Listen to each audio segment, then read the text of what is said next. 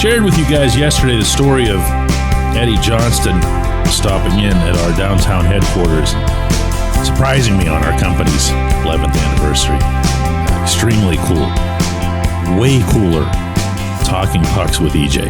And believe it or not, even cooler than talking about, him being Bobby Orr's teammate or drafting Mario Lemieux or anything, is talking about the current club.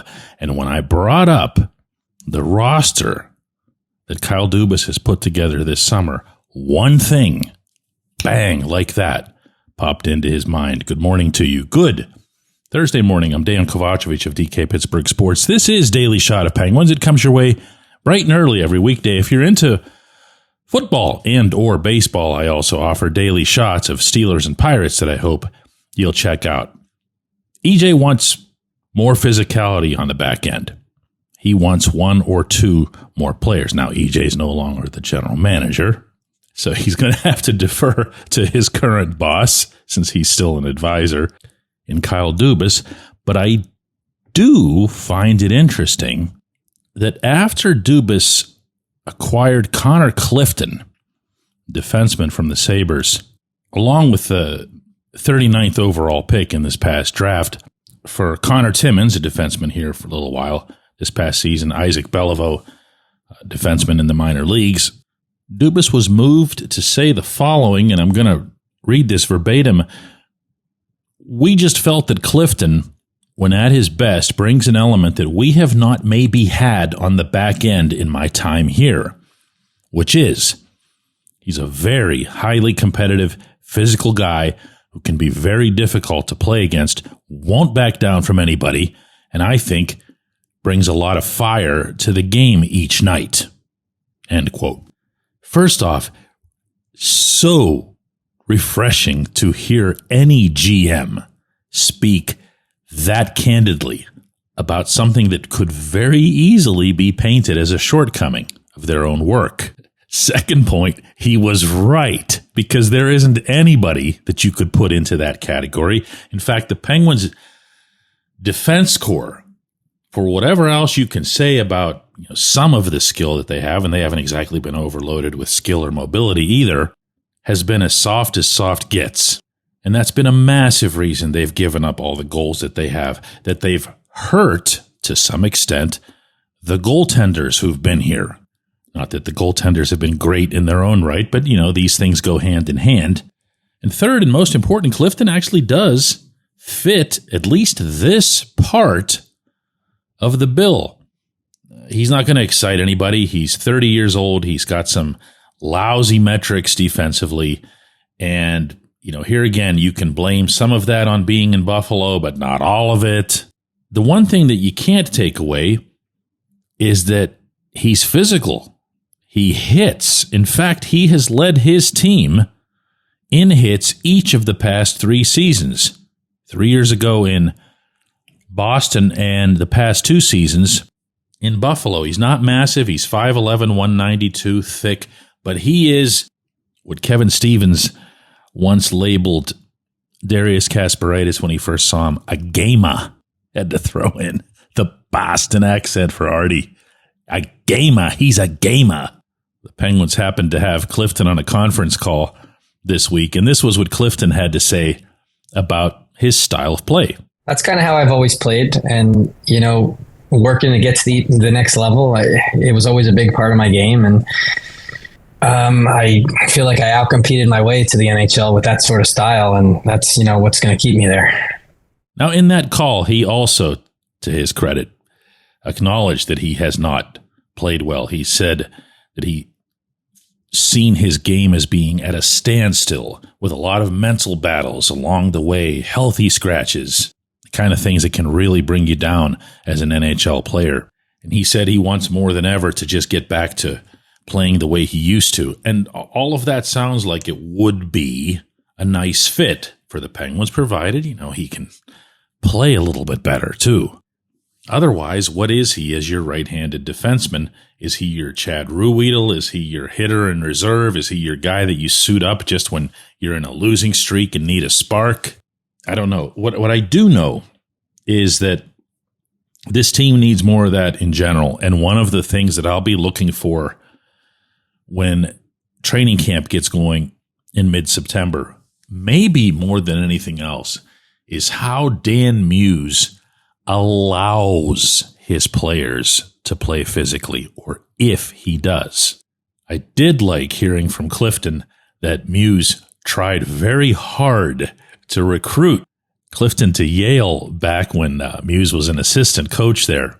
Would seem to be an indication that he's at least got a chance to be somewhat different from Mike Sullivan in this regard. You guys been listening to this show or following my coverage over the years, you'll know that Sullivan and I saw most things similarly. I wouldn't say the same way, but similarly as it applied to coaching, strategy, X's and O's. That wasn't the case when it came to physicality. And you might also recall that on occasion we would butt heads on this subject. He felt that going out of your way to check somebody was exactly what it sounds like, which is going out of your way. You're sacrificing position on the ice. You're possibly sacrificing a chance at puck possession. But I also know that when Sullivan had Brandon Tanev, he wasn't exactly telling Tanev to cool it. Clifton's not going to be the answer to this thing that EJ wants to see. But he could be a small piece, and he could be the beginning of the reversal of a trend that's really needed to be reversed for quite some time. When we come back, J1Q. This episode is brought to you by Bet Online, your number one source for all your summer sports needs this season, from Major League Baseball, golf, NHL, NBA playoffs. Get the latest odds and lines, including all team matchups, player props, odds on just about everything that's out there. Head to the website today or use your mobile device to get in on the action. Bet Online, where the game starts.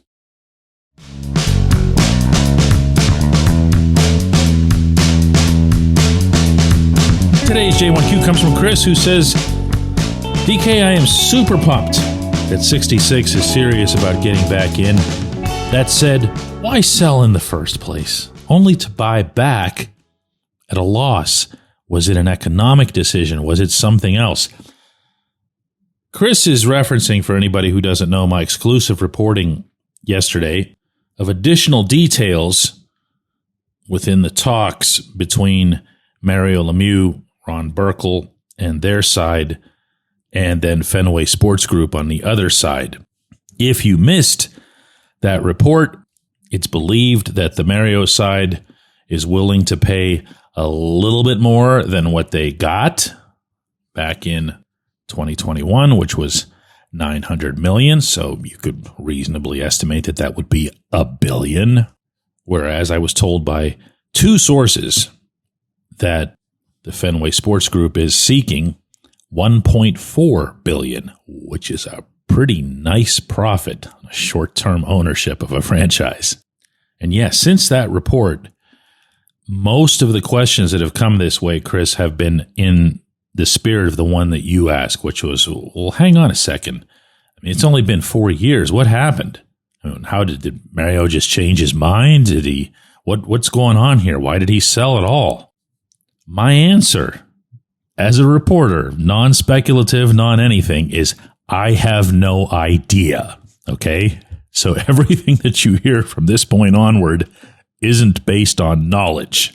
But I also was covering him back when he initially retired as a player in 1997. And what do you know, 3 years later, talked openly and passionately about loving the game, missing the game, needing to get back in. That was just 3 years. This is 4. Not all that different. I can also tell you, as an aside, and this isn't going to surprise anybody, Mario is extremely competitive. Whatever it was that you saw of him on the ice, multiply that many, many times over. And I have often wondered over these past 4 calendar years what he's doing to satisfy that. Doing the golfing that he does and other, highbrow activities, even the charity work that he does. While I'm sure it's fulfilling, it's not being in the game. But, being pragmatic here, too. Okay, setting aside all the sentimentality and, Mario and the Penguins belong together and vice versa. If you throw all that out, which you can't, but go with me here, owning a Major League sports franchise isn't exactly a losing proposition, as he has already found out.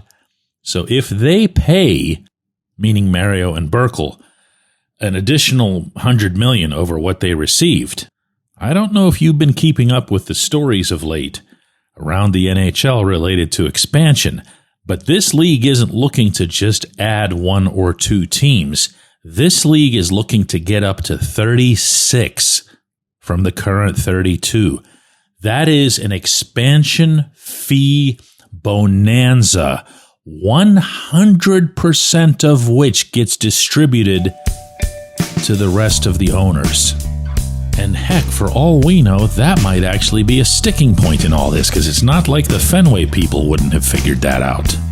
So gave it my best shot there, Chris. I appreciate the question. I appreciate everybody listening to Daily Shot of Penguins. We'll be back with another one of these tomorrow.